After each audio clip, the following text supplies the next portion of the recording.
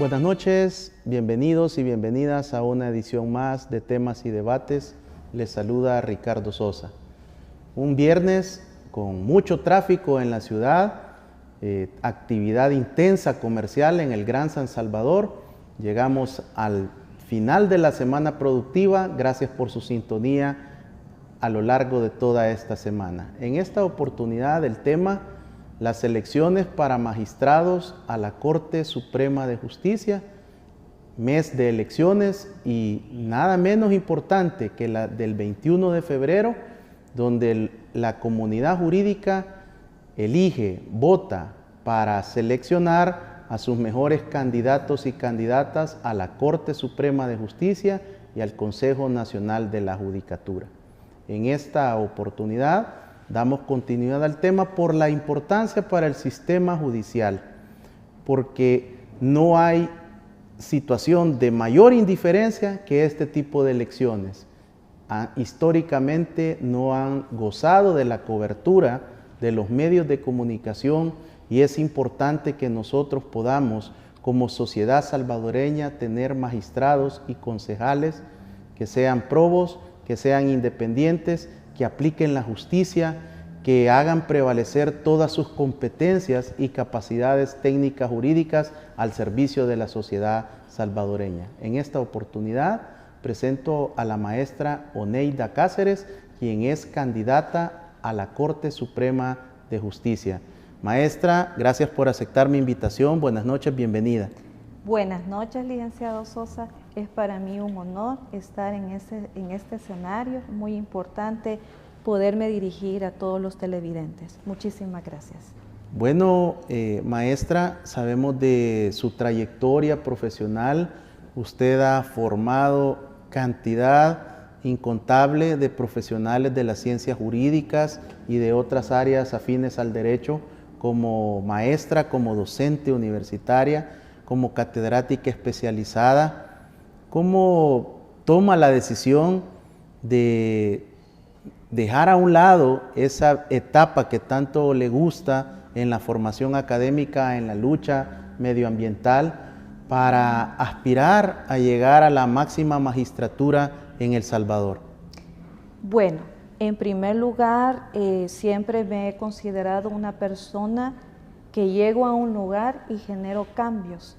Entonces he estado en una situación en donde los valores éticos, por ejemplo, no se respetan, un proceso de justicia que cada vez se está transformando, y en ese proceso de la justicia transformadora yo creo que yo me hice la pregunta y yo dije, bueno, si yo me incorporo a este tipo de contienda, yo tengo que preguntarme el para qué yo voy a estar involucrada en estas elecciones.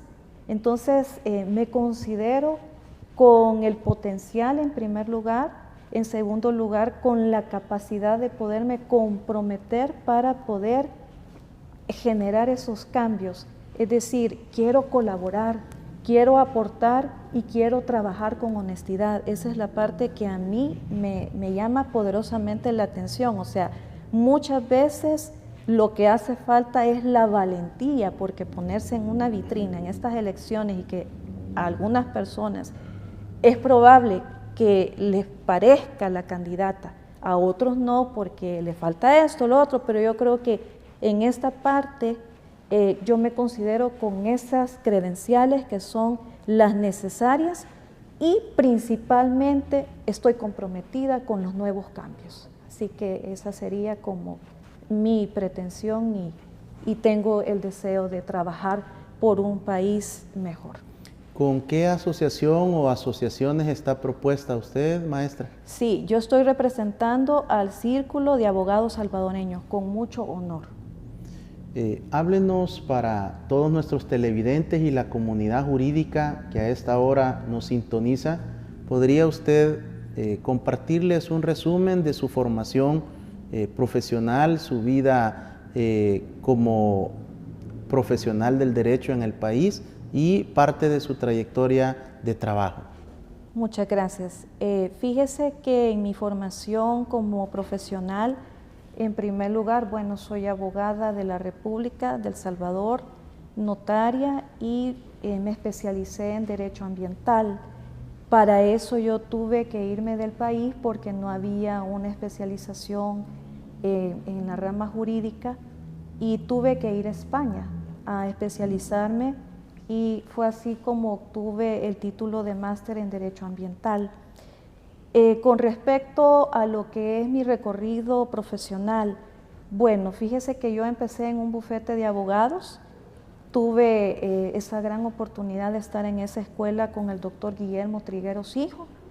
Posteriormente se me abre la gran bendición de estar en la Corte Suprema de Justicia, destacada en la Sala de lo Constitucional y en la Sala de lo Contencioso Administrativo. En la primera yo pude estar en los procesos, en las inconstitucionalidades, en los habeas corpus y en los procesos de amparo. Posteriormente yo me voy al Ministerio de Justicia y Seguridad Pública, en el que he tenido también la gran oportunidad de ser la subdirectora de la Dirección Jurídica.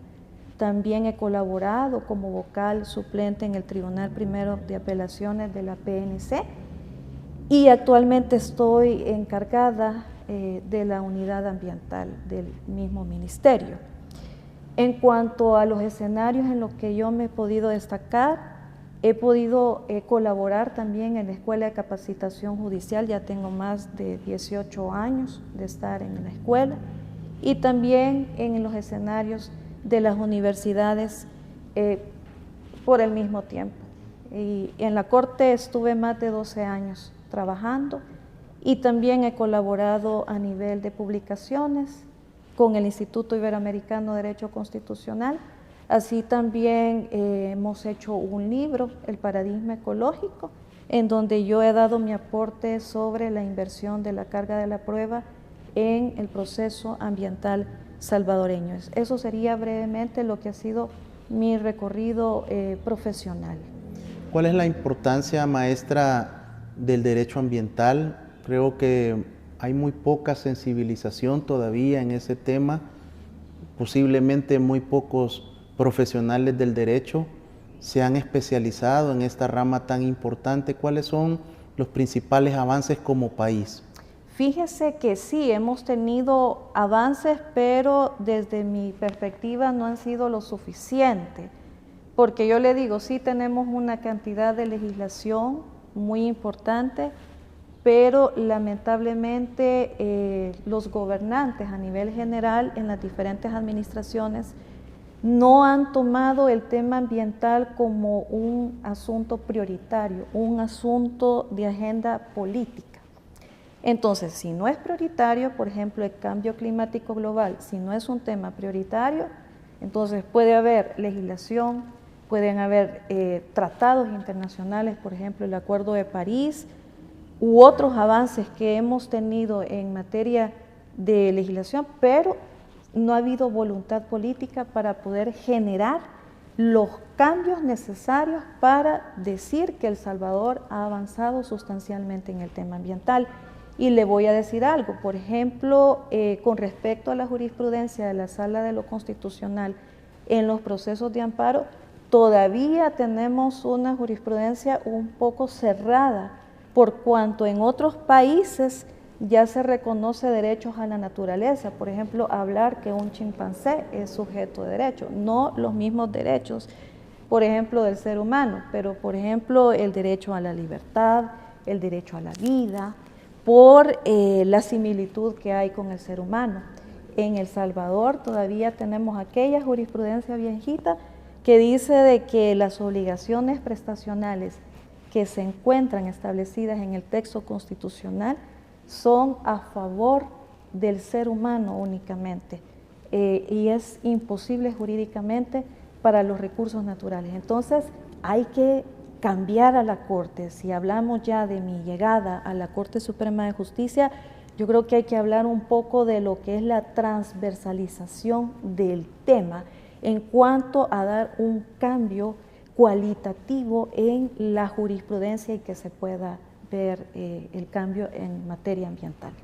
Maestra Oneida, ¿cómo ha estado el tema del enfoque de género en esta competencia, en este camino hacia las elecciones del 21 de febrero? ¿Cuál ha sido su experiencia? Sabemos que tradicionalmente nuestra sociedad pues, procede de una cultura machista, patriarcal, y tampoco vamos a negar, ni es un secreto de Estado, que incluso dentro de la comunidad jurídica pues estos temas también tienen mucha relevancia y hay mucho camino que recorrer, pero ¿cómo ha sido esa experiencia? Mayoritariamente son hombres los que están participando, ¿y qué nos puede compartir a la comunidad jurídica y los televidentes?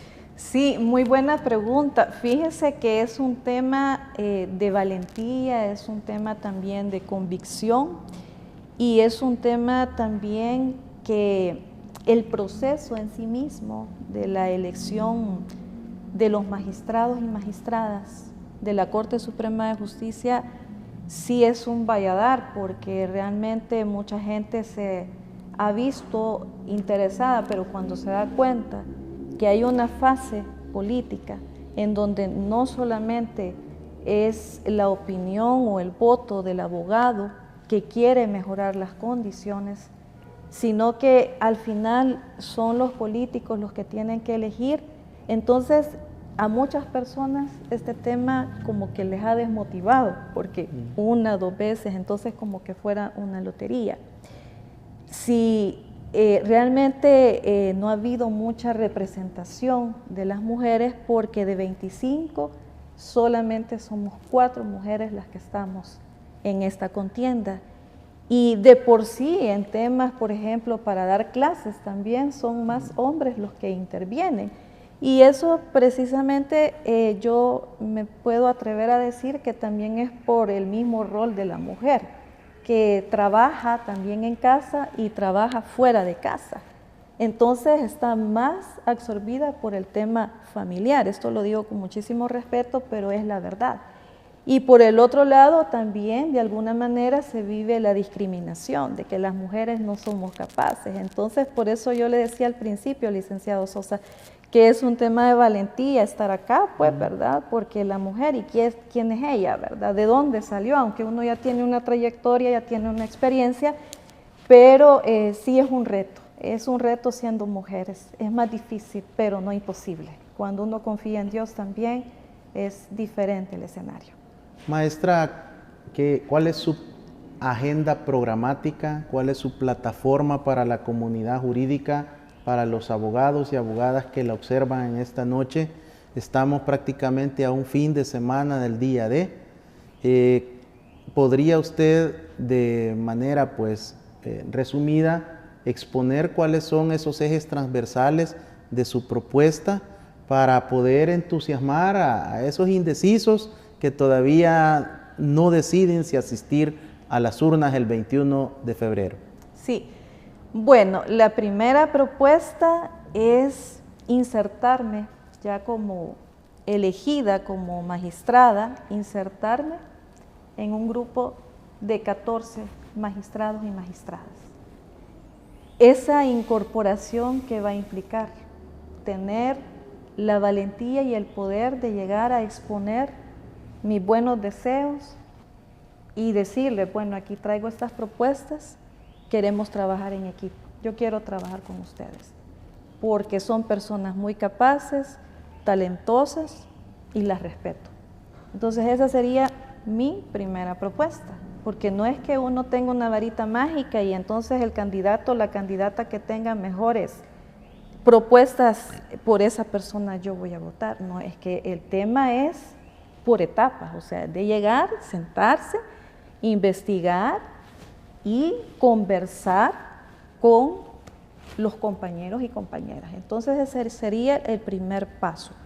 Ahora, en cuanto a propuestas, hay que empezar por situaciones o necesidades. Yo que estuve en la Corte Suprema de Justicia, en las salas, conozco de las necesidades que todavía están vigentes, como por ejemplo hablar de un tema que usted me podría decir, pero eso no es importante. Para mí sí, por ejemplo, el tema del parqueo.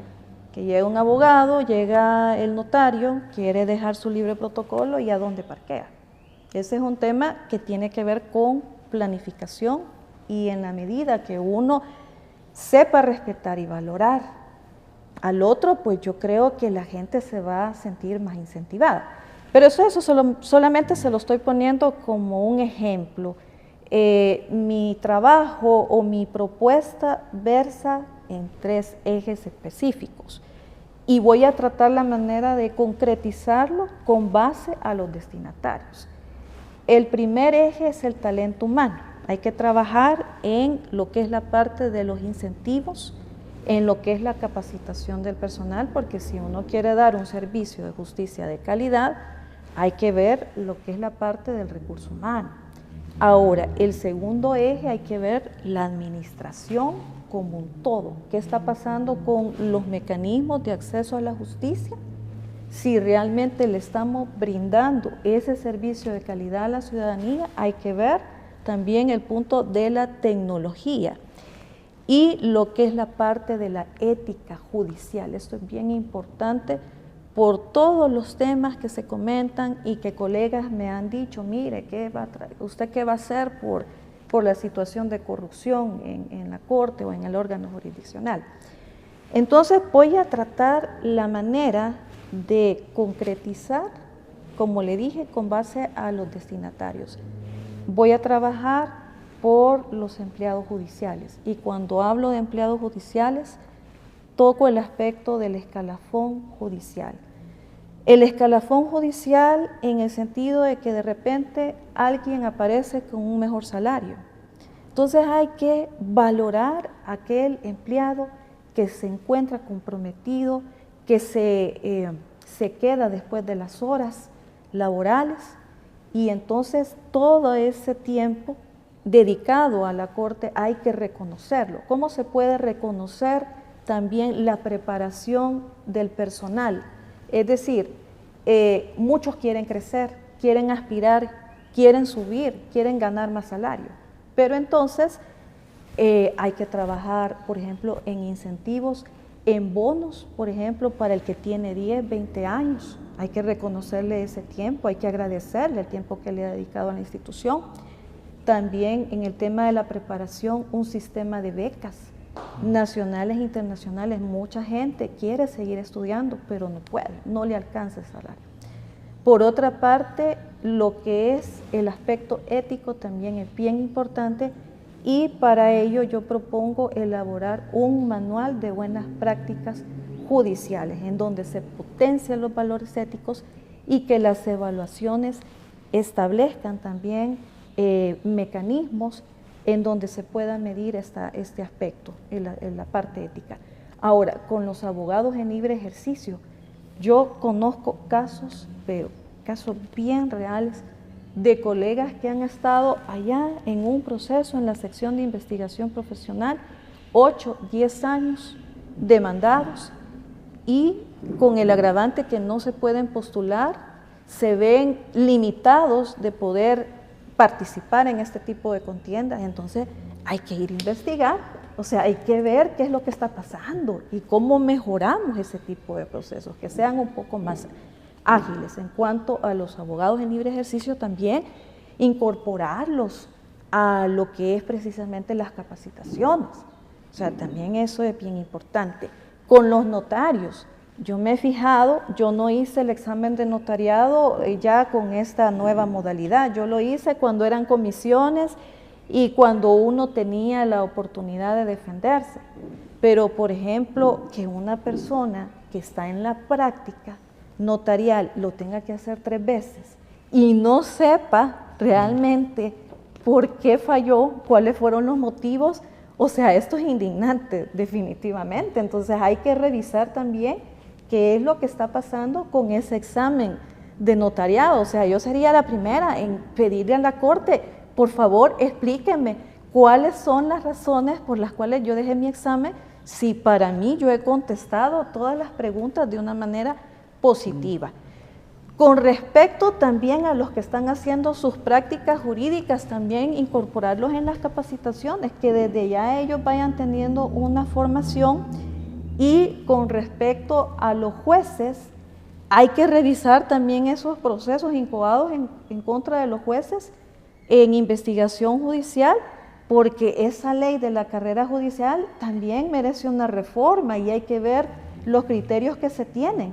Entonces hay que analizar toda la legislación y lo que es la parte, obviamente, de los temas que yo considero que son los más olvidados: el tema ambiental, el tema ético y lo que es el enfoque de género. Hay que potenciarlo en la Corte. Así que esa sería brevemente mi propuesta. Algunos hablan de que en la Constitución de la República, en la reforma de 1983, quedó la deuda del enfoque de género. Sí. Y importante que una mujer pueda liderar estos cambios importantes para poder tener las garantías del enfoque de género en una sociedad que necesita mucha transformación. Así es. Maestra, gracias por aceptar mi invitación, por dirigirse a la comunidad jurídica. La felicito por esta decisión valiente, gracias, por estar en beneficio de la justicia, y su despedida de la comunidad jurídica en el momento de solicitar el voto, indicándoles también la casilla que deben buscar el día 21 de febrero. Sí, bueno, estimados televidentes, muchísimas gracias por haber estado pendiente de este programa, pero quiero decirles que realmente quiero trabajar por ustedes, quiero aportar, quiero hacer cambios y mi compromiso es real. Lo he demostrado en todos los espacios en los que yo me he destacado, así que me comprometo siempre a actuar con honestidad, con transparencia principalmente, que eso también se necesita, con un real compromiso. Así que yo les pido de corazón que para el 21 de febrero puedan votar por Oneida Cáceres en la casilla número 4. Así que muchas gracias. Buenas noches. Así, la maestra Oneida Cáceres, quien busca ser electa por ustedes, comunidad jurídica, este próximo 21 de febrero, en las elecciones, en la fiesta del sector jurídico, de todo el gremialismo, que hay que decirlo, hay evidencia del abstencionismo en las últimas elecciones. La participación de los abogados y abogadas de la República oscila entre el 15 y el 21% del total del padrón en estas elecciones. Y el objetivo de Temas y Debates con Ricardo Sosa es animarle a usted a que asista con todas las medidas de bioseguridad, pero que no permita que pase una elección más sin que usted se manifieste y pueda votar, elegir aquellos candidatos y candidatas de su preferencia en base a las competencias, al talento y la capacidad técnico-jurídica para llegar tanto a la Corte Suprema de Justicia como al CNJ. Hacemos una pausa y al regresar presentamos al segundo invitado, candidato a la Corte Suprema de Justicia. Bendiciones y los esperamos después de este corte.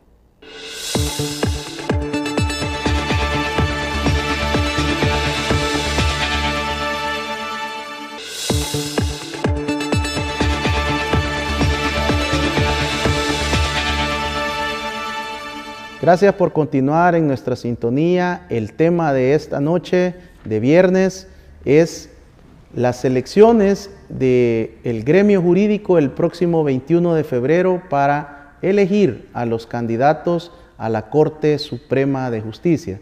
En este segmento contamos con la participación del maestro Martín Alexander Martínez Osorio, quien es candidato a la Corte Suprema de Justicia y a quien le damos la más cordial bienvenida. Maestro, gracias por aceptar mi invitación. Qué bueno contar nuevamente con usted en el set. ¿Qué tal, Ricardo? Para mí es un gusto y un privilegio siempre estar en tu programa. ¿Cómo se da esto? Realmente sorpresivo para muchos que le conocemos, para gran parte de la comunidad jurídica. Usted es un consultor nacional e internacional. Durante el año 2019-2020 ha estado impulsando una serie de consultorías a nivel de América Latina con organismos internacionales. aportando en temas en los cuales le conocemos de su capacidad, de su talento, de experiencia y la gran sorpresa le vemos en la nómina de aspirantes a llegar a la Corte Suprema de Justicia. ¿Cómo se da este proceso? Es algo interesante, Ricardo, y creo que contigo me puedo abrir, ser muy sincero. No estaba pensado que yo participara. Estamos trabajando con una consultoría con un organismo internacional de fortalecimiento de la investigación del delito en materia de lavado de activos, extinción de dominio, corrupción. Hay una preocupación en América Latina muy fuerte luego del COVID por tratar de buscar políticas penales y políticas administrativas de prevención a la corrupción. Y estábamos enfocados en eso, pero apareció la oportunidad con el Centro de Estudios Jurídicos y me dijeron, pues te vamos a respaldar, creemos en tus propuestas. Y como es una asociación que tiene mucho que ver con la calidad académica de sus candidatos, dije, pues bueno, vamos a meternos a participar en la contienda buscando mejorar la calidad del sistema de justicia. Más o menos la idea que se ha proyectado y que se ha ido perfilando dentro de mis propuestas es generar una calidad técnica de las decisiones judiciales, un fortalecimiento de la capacidad institucional de la Corte para resolver casos complejos y por otra parte una gran sensibilidad humana. Usted conoce muy bien que yo he trabajado mucho el ámbito de la victimología. Yo creo en una justicia con acceso a las víctimas. Para mí sí existe un derecho que una Corte Suprema debe garantizar a las víctimas del delito y a las poblaciones socialmente vulnerables, es que sean escuchadas ante un tribunal y que sean resueltas sus pretensiones.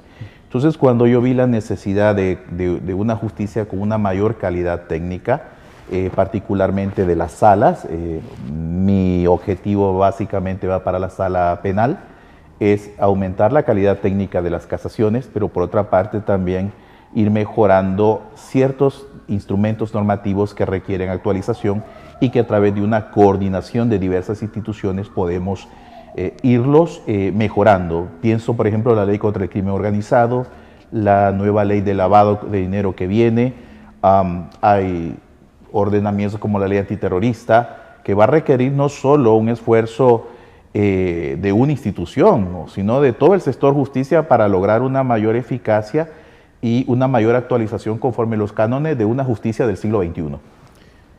Maestro, para la comunidad jurídica, principalmente aquellos recién graduados que no conocen de su formación académica, ¿podría usted hacer un breve resumen de su extensa hoja de vida? Pues he sido colaborador judicial, vengo desde los juzgados de paz, he sido colaborador judicial de familia, he trabajado en Cámara de Menores, luego he trabajado en 2 salas de la Corte Suprema de Justicia, en la Sala Contencioso Administrativo y también en la Sala Constitucional. Entonces soy alguien que viene desde muy abajo del órgano judicial y se ha ido ascendiendo conforme oportunidades de evaluación de mérito. Pero por otra parte no solo tengo esa dimensión profesional de la cual me siento orgulloso de ser parte del órgano judicial, sino que también tengo una formación académica y profesional. Tengo más de aproximadamente unos 15 años de ejercer la docencia, actualmente la ejerzo a niveles de maestría y también soy convocado regularmente por organismos internacionales para servir como consultor. He estado como consultor en el proyecto de ley de lavado de activos que ya está en manos de la Asamblea Legislativa. He trabajado también como asesor en una ley contra el tráfico ilegal de personas y he realizado junto a eso otro tipo de proyecciones internacionales. Tengo algunas conferencias que he dado en Colombia, Argentina, en México. Tengo ahora las publicaciones mías ya no están en El Salvador, casi tengo 3 publicaciones ya en México, una en Argentina, una en Venezuela y una en Colombia. Y he tenido la sorpresa de que un artículo mío ya ha sido promovido por la Universidad de Freiburg en Suiza sobre la extinción de dominio. Entonces estamos enmarcados en una proyección más internacional y que creo que pues, los jóvenes abogados deben de servirles estos como algo a lo que pueden llegar si se disciplinan bajo el estudio, si se disciplinan bajo la idea de una superación constante. Yo creo mucho que los abogados jóvenes deben de estudiar, deben de ser muy disciplinados, para que puedan tener una formación académica que les permita ser buenos abogados. En cuanto a su formación de posgrado y maestría, ¿cuáles son las principales competencias que ha generado ya después de su investidura como abogado de la República? Bueno, he tenido oportunidad de tener estudios en España sobre teoría jurídica del delito, pero quizás en España el curso que más me gustó fue el de victimología. Yo he tenido una especial énfasis en mis estudios, tanto en el ámbito de la criminología como en la victimología. Y me ha gustado mucho de los estudios que he realizado, es de que hay países que nos llevan mucha ventaja en cuanto a instituciones jurídicas. Por ejemplo, Argentina, México y España ya tienen, por ejemplo, leyes de protección y asistencia de testigos. Una de mis propuestas particulares si llego en estos 9 años a ser magistrado es coordinar con otras instituciones la posibilidad de que podamos tomar esos modelos que se han dado en otros países y hacer una ley conforme a la realidad salvadoreña sobre ley de protección y asistencia a víctimas y testigos. Por otra parte, también he tenido el privilegio de ser becado para recibir estudios de extinción de dominio en Puerto Rico. Así que de alguna manera hemos tenido ciertos roces internacionales, pero de los que quizás más rescato son aquellas especializaciones en materia de criminología y de victimología, que son como mis áreas fuertes. Revisando su multiplataforma de redes sociales, propuestas muy concretas, categóricas, contundentes, bien articuladas. Para la comunidad jurídica, ¿cómo resume usted estas principales propuestas, los ejes transversales de la misma, para que pueda la comunidad jurídica conocer cuál es la propuesta de Martín Alexander Martínez Osorio? Bueno, son 4 propuestas, son 4 ejes. El primer eje tiene que ver con el órgano judicial.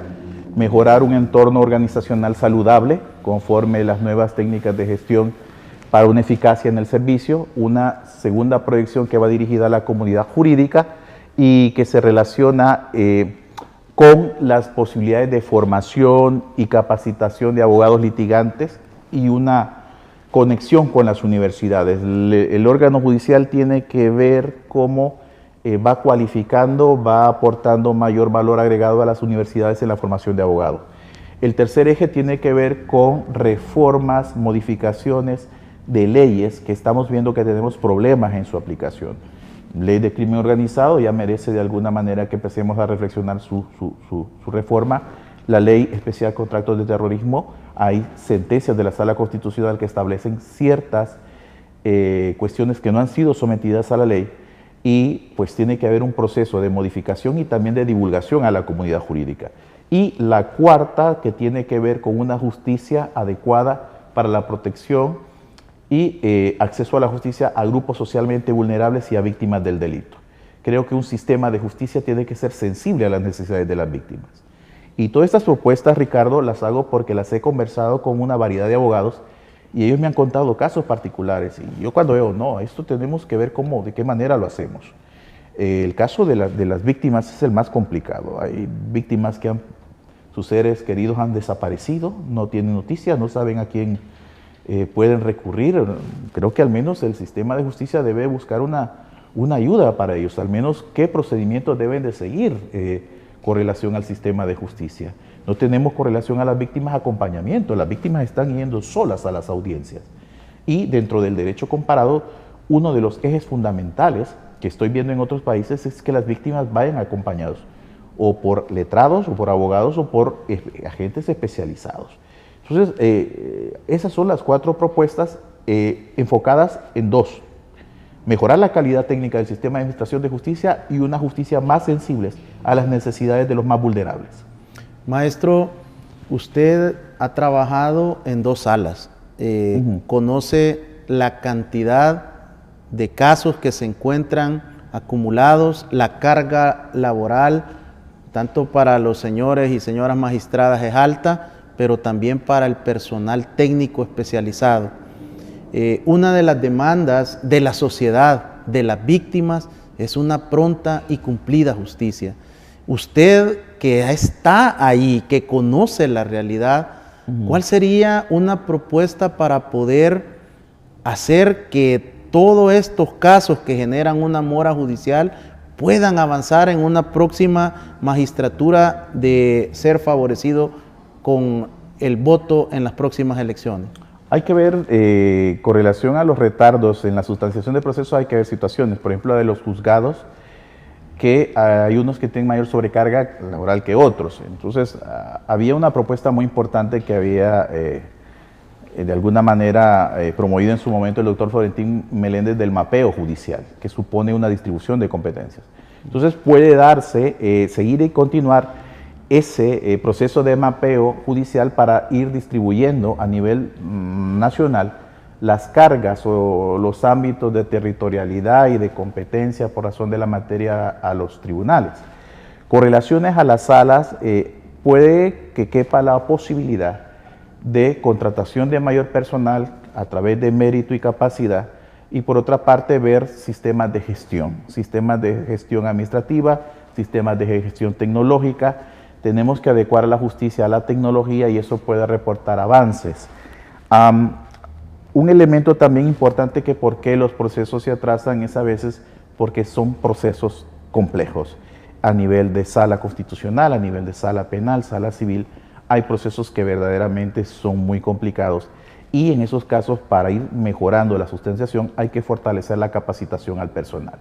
Un personal más capacitado permitiría también una diligenciación más pronta. Y ahí es donde nosotros como órgano judicial debemos invertir en nuestros jóvenes profesionales para que ellos, a medida que se preparen, pues también haya una calidad de la justicia y una pronta justicia. Hay momentos que como población nos damos cuenta que la Corte Plena se reúne habitualmente una vez por semana. Esto podría de alguna manera tenerse más reuniones para poder lograr acuerdos en beneficio de las sentencias. Sí, yo creo que cabe la posibilidad de crear mecanismos de gestión administrativa eficaz. Claro, pero eso no lo hace un solo magistrado. Un magistrado podría proponerlo, pero va a quedar al consenso de la mayoría de hacerlo. Yo creo que todos los magistrados, y particularmente aquellos que aspiramos a entrar en este año, buscamos la manera de garantizar y darle más eficacia a la justicia, y podría llegarse a un acuerdo de Corte Plena de criterios de sustanciación de procesos. ¿Okay? Entonces, sí es posible. Ahora, el problema de la justicia o del retardo de justicia también supone pensar otros tipos de justicia más expedita, y estoy hablando, por ejemplo, de ámbitos de justicia restaurativa. El caso, por ejemplo, te lo hablo desde mi habla de especialidad, que es el proceso penal, que está en los tribunales totalmente atiborrados de casos penales.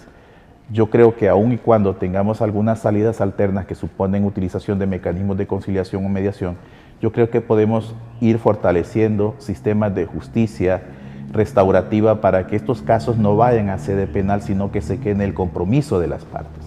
Yo soy muy devoto del ámbito de la justicia restaurativa, creo en la justicia con participación comunitaria, y que esa justicia, al tener esos ámbitos de acuerdos entre comunidad, ya no lleguen al ámbito judicial. Y yo creo que podríamos apostarle. La sociedad salvadoreña es una sociedad muy punitivista, solo va buscando cárcel.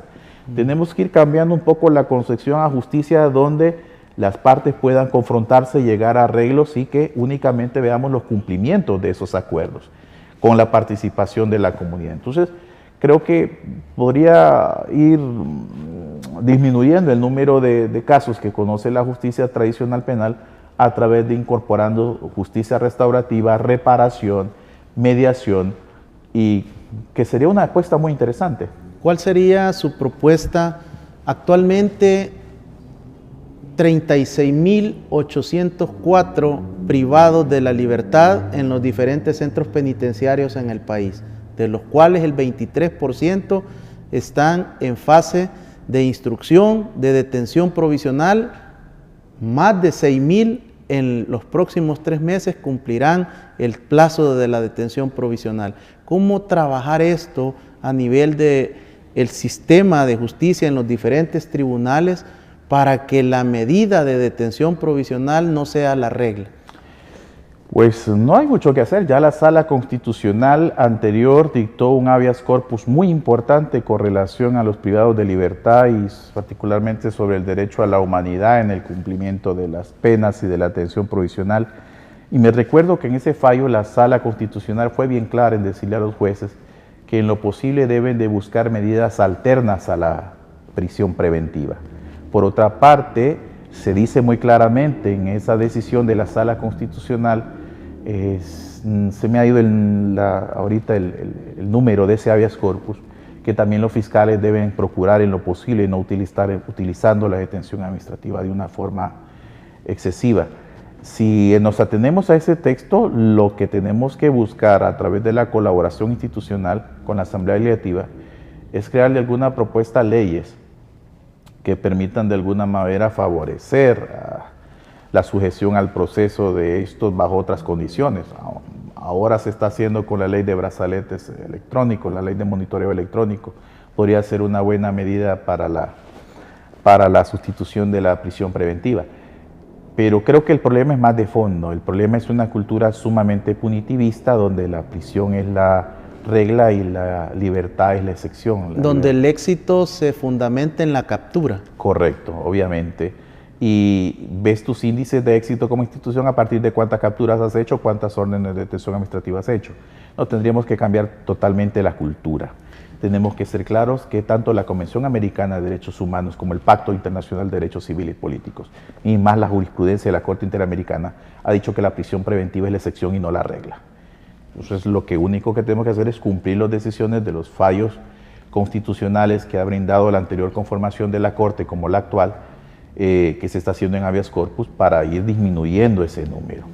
Maestro, usted tiene una preferencia por todo lo penal, es el ámbito penal.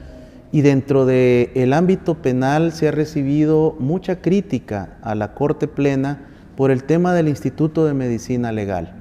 El exdirector Fortín Magaña estuvo 9 años nombrado como director interino.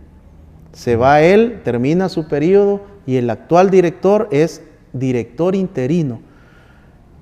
Tenemos un Instituto de Medicina Legal que trabaja sobre una bóveda.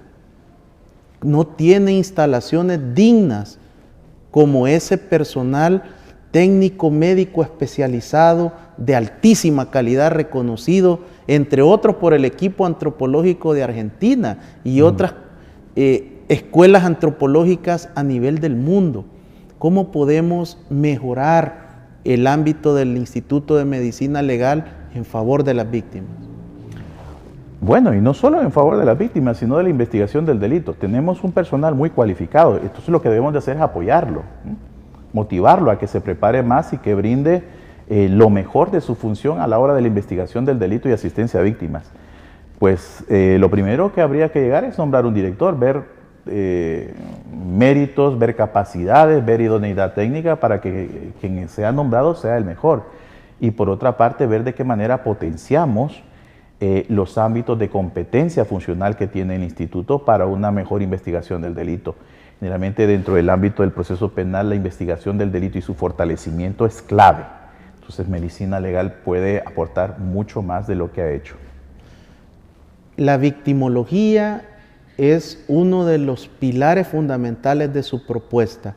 De hecho, es el único candidato y candidata que ha establecido un eje fundamental en la victimología. ¿Cuál es la importancia para el sistema y el sector justicia en El Salvador? Es interesante, Ricardo, y vas a disculpar que ejerza una sonrisa porque te voy a contar una anécdota. Platicaba con alguien sobre mis propuestas que no es abogado y me decía, ¿y por qué pones a las víctimas en tu plan si las víctimas no van a votar? Los que van a votar son los abogados. Yo le digo, es que tú no entiendes mi sensibilidad por las víctimas. Tú no entiendes que parte de mi formación académica tiene que ver con el respeto de las víctimas, con el estudio de las víctimas y de qué manera podemos eliminar ese círculo de trauma, ese cierre que dice la psicología gestal con relación al hecho delictivo y que las víctimas tienen una dignidad que debe ser reconocida por el órgano judicial. Entonces, parte de mis propuestas tienen que ver con convivencias desde una víctima que no la dejan entrar a una audiencia porque llegó tarde 15 minutos, o de la víctima que no la dejan entrar al centro judicial por la manera en que anda vestida, o casos más dolorosos como las desapariciones, donde ves una madre que va a 2, 3 de la mañana queriendo salir de su casa para encontrar a su hijo. Entonces, no puedo creer que el sistema judicial sea inerte a esas situaciones y no le aporte siquiera información a esa víctima, siquiera mecanismos para que ella pueda superar o al menos sobrellevar ese dolor. No puedo creer que pueda existir un sistema de justicia sin sensibilidad a sus propias víctimas. Por eso es mi propuesta y espero que de alguna manera otros candidatos puedan tener una propuesta muy similar para humanizar el sistema de justicia.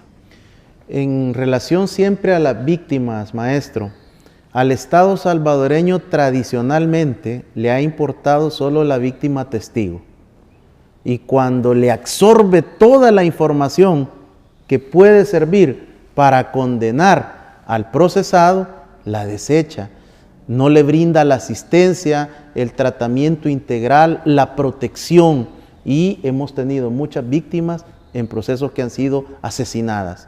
¿Qué podemos hacer para renunciar a que el Estado solo busque a la víctima como una persona que le brinde información y que aporte nada más prueba? El artículo 1 de la Constitución salvadoreña establece claramente que la función del Estado es asegurar la persona humana. Y la víctima testigo es una persona humana, un ciudadano que merece protección. Por tanto, si tienes un valor constitucional como es la persona, como es el ciudadano, tú no lo puedes funcionalizar a un interés de lograr una condena. ¿Me entiendes? O sea, tú debes de darle protección independientemente te colabore o no. Porque lo que importa es la víctima como persona.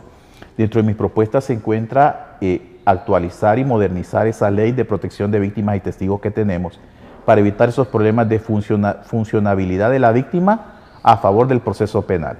La protección a la víctima se debe dar independientemente colabore o no colabore. La única forma que tú no le des protección o información a una víctima es que ella no lo quiera.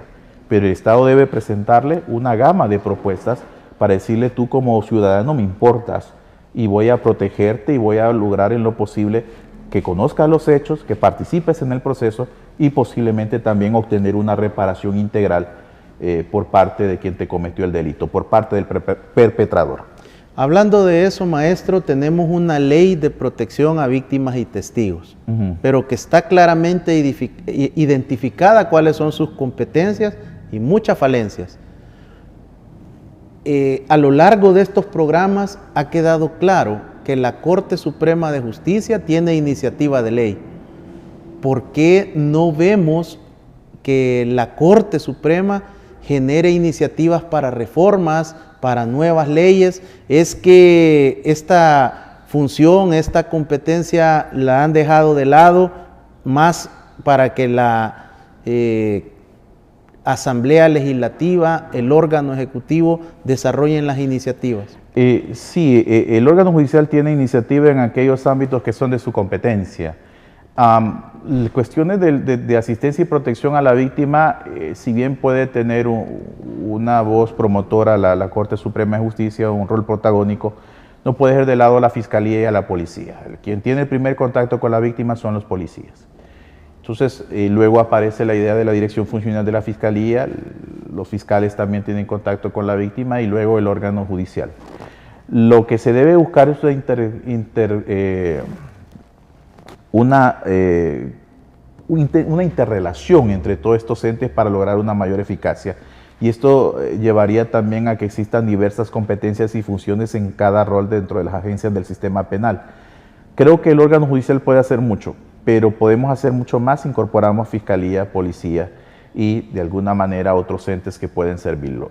Vaya, en el caso de las víctimas y de mi propuesta, otra objeción que me han hecho es, bueno, ¿y quién va a acompañar a las víctimas a las audiencias o a las pericias? Yo les digo, ¿no han pensado ustedes en las universidades, por ejemplo, y que el servicio social sea que estos alumnos puedan ayudar a las víctimas, acompañarlas a estas diligencias? Y me dicen, tienes razón. Y es que en efecto, en muchos casos el servicio social de las universidades tiene que ir a ver para que estén ordenando expedientes o para que estén archivando expedientes. ¿Por qué no los ocupamos en algo que puede ser funcional? Imagínate casos que yo he visto en la realidad. Por ejemplo, un abogado, un imputado que llega con 2 abogados y la víctima llega sola a declarar. ¿No? ¿Cómo puede ser eso, obviamente?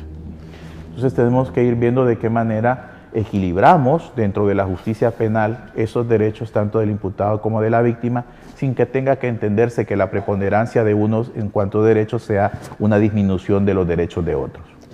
¿Cómo modificar también en el imaginario colectivo? Usted ejerce la docencia por más de 15 años, ha formado cientos de generaciones en las diferentes universidades, pero da la impresión que cuando llegan a la Corte Suprema de Justicia hay un aislamiento, ese hombre, esa mujer ya no se percibe de carne y hueso, algunos los tildan como semidioses, se le dan calificativos como del Olimpo a la sala donde se reúne la Corte Plena. ¿Cómo tratará usted como Martín Alexander Martínez Osorio de mantenerse como lo ha sido hasta ahora, abierto, transparente, cercano a sus estudiantes y generando la pasión por el conocimiento? Sí, no puedo hablar por mis colegas, candidatos, ni por los actuales magistrados, pero yo creo que no podemos perder de alguna manera nuestro contacto con la realidad, independientemente de que seamos magistrados. O sea, ser magistrado significa servir, o sea, servir a la justicia, dar resoluciones de calidad, ayudar para una justicia mejor. Yo así lo veo como servicio. Claro, hay gente que dice, bueno, vas a estar 9 años bien, pero claro, pero a estas alturas de la vida, Ricardo, uno piensa en el legado. ¿Y qué mejor legado le puedes dejar a tu país que buenas leyes o un sistema de justicia mejor que el que encontraste cuando entraste a la Corte? Yo creo que en muchos casos lo que debes de fijarte, y hoy que también veo que en las elecciones para magistrados van a reelegirse magistrados, ¿cuál es el legado? Pregúntate cuál es el legado. Por otra parte. De igual manera, a lo largo de todos estos programas, el gran enigma ha sido cuántos abogados y abogadas están ejerciendo la profesión en El Salvador. Y hemos tenido desde 30, 32, 34, 35, 36, 38, hasta 40,000 abogados. Pero de esto a mí me inquieta mucho el hecho de que profesionales del derecho que están en los tribunales aplazan 2 hasta 3 ocasiones el examen para el notariado. ¿Qué se puede hacer acá? ¿Es que el examen es casi imposible de pasar, o es que los profesionales no han generado las suficientes competencias teórico-prácticas para aprobar un examen que en teoría aborda lo relativo a su carrera? Sí, la problemática del notariado tiene que ser analizada a profundidad, ver la viabilidad, pero que tiene que haber un filtro para medir la calidad del servicio que realiza un abogado o un notario, la tiene que haber. Lo que puede coordinarse de alguna manera que a través de las universidades puedan generarse cursos de especialización para el examen. Lo importante es mejorar la calidad técnica, pero también no puedes decir no hacer filtros de exámenes para notariado. La notariado es una función muy delicada, ¿verdad? Puede prestarse a muchas actividades delictivas, algunas falsedades documentales. Entonces tenemos que verificar que las personas ejerzan eso no solo con idoneidad, sino que también con honradez. Pero no es un colador para evitar que sigan teniendo acceso al notariado más personas. A eso me refiero, ¿qué tipo de filtro de calidad para evitar que sea un examen que solo vaya a reprobar a las personas? Sí, lo que hay que ver son los estándares que se miden a través del notariado. ¿Qué es lo que debe de medir un examen notariado? Si esta persona es idónea para manejar un protocolo, para ejercer la función pública de notariado, y efectivamente tiene que haber ese filtro. Podemos analizar, podemos revisar si efectivamente el examen cumple actualmente esas funciones, o si no, adecuarlo a las verdaderas funciones. Yo me muestro muy positivo a ver de qué manera el examen notariado puede ser verdaderamente un mecanismo, cierta idoneidad técnica que debe tener una función pública tan delicada como es el notariado. Maestro, la cámara es suya para que usted dirija su expresión y solicite el voto a la comunidad jurídica que le ve esta noche a través de la señal nacional de Canal 67, cables y nuestras multiplataformas. Lo que les digo a mis colegas, abogados y abogadas, es que no dejemos de asistir el domingo 21 de febrero a las elecciones de FEDAES. Somos el gremio que tenemos la opción de elegir democráticamente a las personas que pueden ser postuladas como candidatos a magistrados de la Corte Suprema de Justicia. Bueno, en el caso mío, voten por la casilla número 20 y pues tratemos de asistir. Es parte de nuestro deber como ciudadanos y como abogados de defender la legalidad y la constitucionalidad en nuestro país. Así las declaraciones del maestro Martín Alexander Martínez Osorio, candidato a la Corte Suprema de Justicia en las próximas elecciones del 21 de febrero del 2020. ¿Sabía usted que en El Salvador la mayoría de suicidios en los últimos 12 años han sido hombres? Es un fenómeno que está afectando grandemente a nuestra población masculina. Nosotros los hombres hemos cultivado y fomentado la cultura machista patriarcal. Los hombres asesinamos a otros hombres, asesinamos mujeres y nos asesinamos a nosotros mismos. Busquemos ayuda, busquemos el apoyo de un adulto significativo para la prevención del suicidio en El Salvador. Abrace la vida, que Dios le bendiga.